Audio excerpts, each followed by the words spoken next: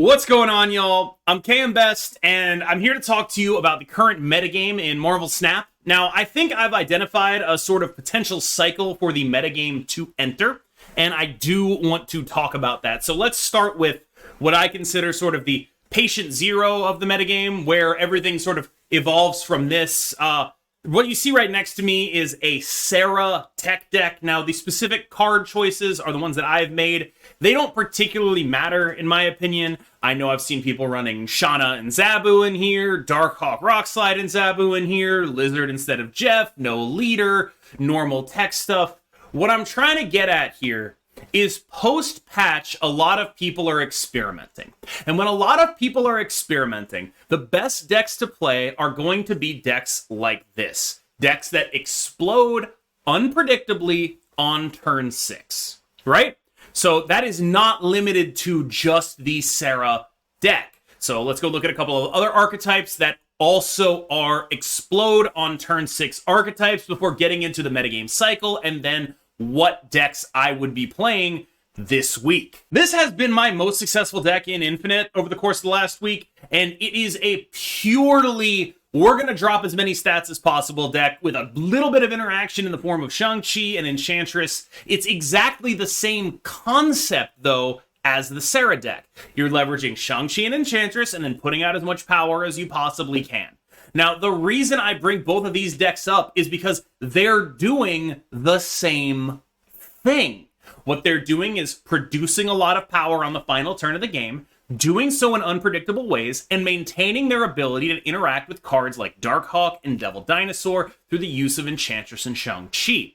This is sort of a style of deck, is what I'm getting at. This is a genre of deck that is outside of just Sarah. It is a genre of deck in Marvel Snap. There's one more I want to show you that fits this profile.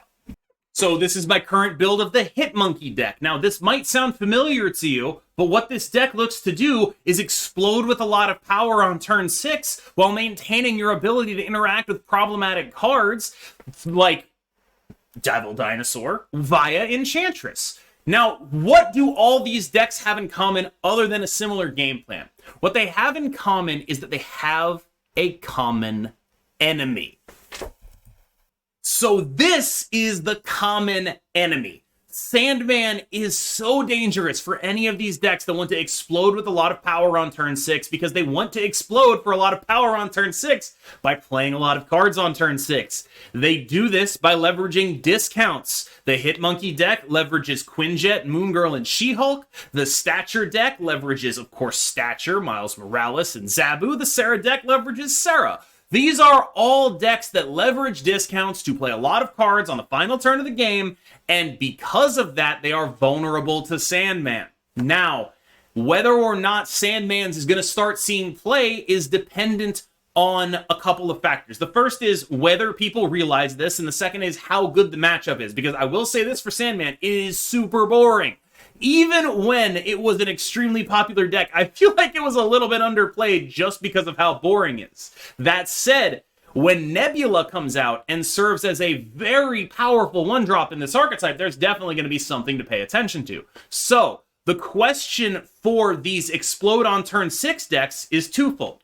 Question number 1, are you going to beat the other Explode on turn 6 decks? Question number 2, can you do that while not instantly losing to Sandman? And whichever one of those can answer that question most ably is, I think, going to be the favorite as far as which of those turn 6 decks is going to be the one you should be playing. So, what beats Sandman? Well, Patriot has always done very well into Sandman because it does not deal with playing a bunch of cards. It uses cards that create a bunch of cards, like Ultron instead. So Patriot is one way to beat Sandman, but of course, here's the issue, and here's where the cycle comes in. It's not very good into those Sarah Enchantress decks. So I have a couple of ways that I've attempted to mitigate this. Like, you have the leech, right? You can do leech stuff. Another way to do this, though, would be maybe you can just slap Sandman in for leech here. So you have the Cosmo to protect your Patriots, but it takes you off curve. You have the Super Skrull just to beat other Patriot mirrors. And then you have this weird thing where it's like, can we play Sandman in here?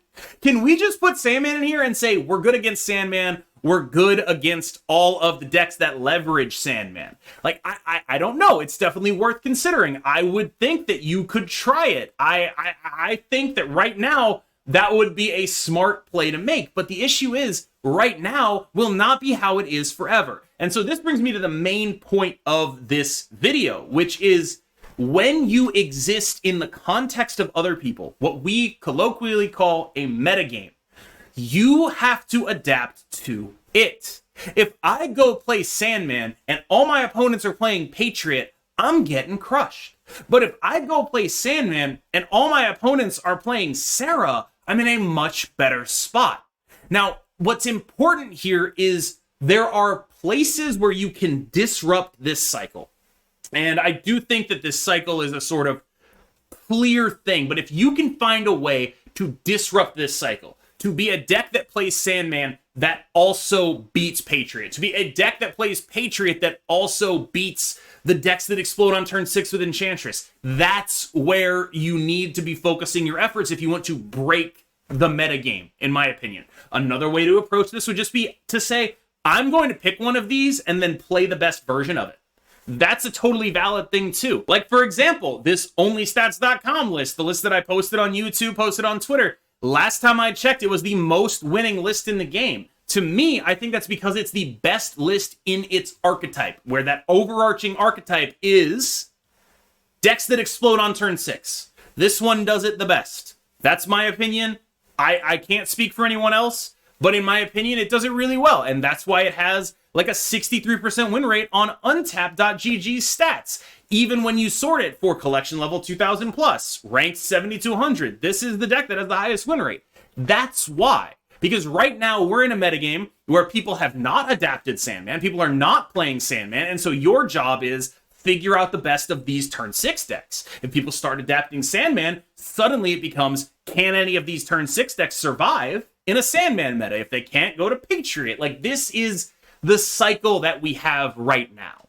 And I think instead of doing a typical tier list video, I would say these 5 decks are the decks I would play. Just depending on what you think you're going to see, you're going to have to pick a different one. Now, that is going to wrap it up for me.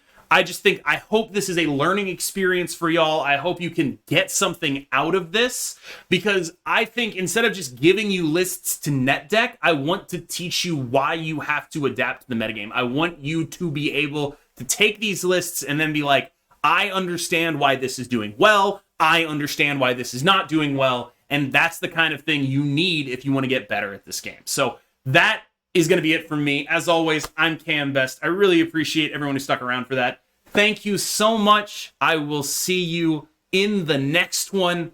Have a good one.